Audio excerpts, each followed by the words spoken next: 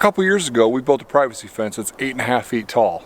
If you want a tall privacy fence like this, and you want to know what it costs, you want to know where I ordered supplies, you want to know how many, just everything about it, this is the video for you. Stay tuned.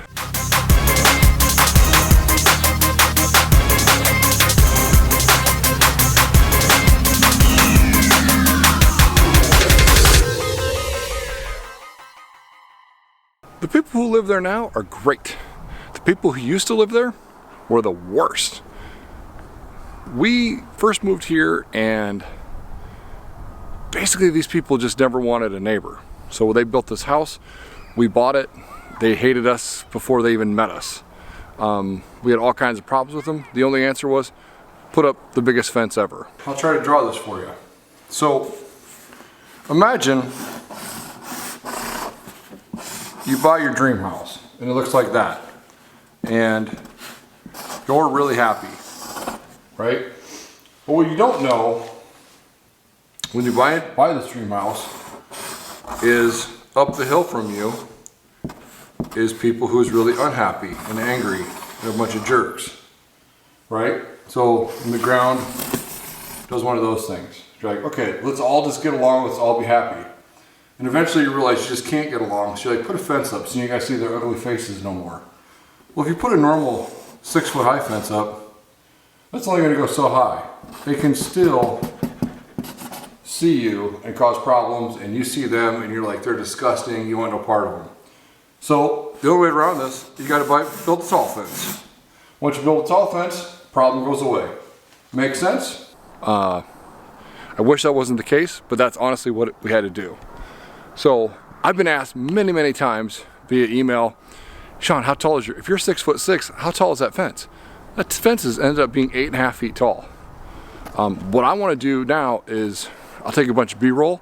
I'll show you guys how I assembled it, and more importantly, what that thing costs. Where I live, the posts need to be buried 4 feet in the ground.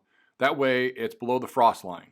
So to be 4 feet in the ground and still 8 feet out of the ground, clearly we need to be about 12-foot posts. What I did is I went and bought 3 2x6s, all green treated, all ready for ground contact, and I used a bunch of liquid nails and a whole pile of screws to attach everything together. To get 8-foot high pickets, because I want a super duper high fence, all of that had to be special order. That makes me a little nervous because you just never know how that's going to work, but this particular time I had absolutely no issues, no concerns with the lumber that showed up. I ended up having to use 227 pickets. The rails, I ended up doing 5 rails for each section, and then I bought everything at 16 foot long. That way it would actually extend to, I guess, 2 spans, 2 sections. And then the kickboard, I bought 16 foot long, again, 2x6s, and just stacked them 2 deep. That way when you got those set up level, you could come by and actually put the pickets right on top, and you really install the fence super, super fast. All right, well, let's break this down. What did we spend total? To make the 13 posts, it took 36 2x6s. It cost $18.28 a piece. Grand total, $658.08. For all the rails, I needed 30 of them. Made about a 2x4s, all green treated, $20.38 a piece. Grand total, $611.40.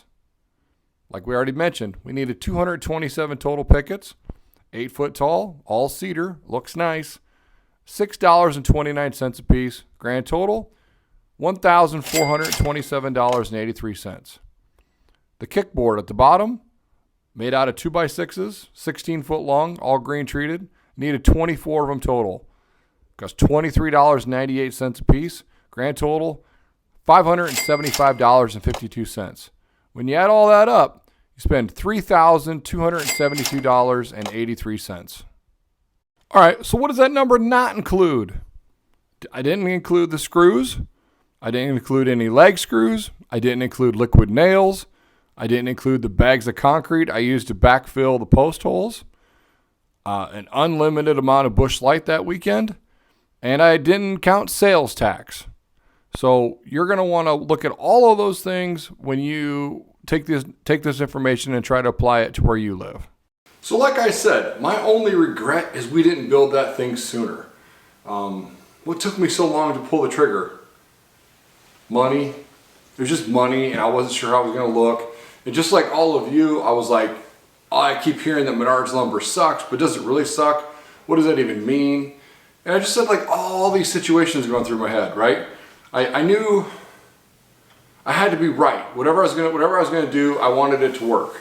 So I hope that this video helped you. If you're on the fence about building a fence, if where you currently live allows for a fence like that, I'd say go ahead and do it, man. It was literally the best thing ever. Now, like I said, our current neighbors are phenomenal. Like they're super, super awesome.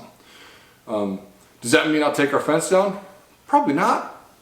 Probably not, because my fence provides them privacy on the upside too. So, hey, if this helped you, comment down below and let me know that. You got any other questions, specific questions about the fence or anything along those lines? Let me know, because I love reading the comments. We'll see you next time. Thanks. Bye.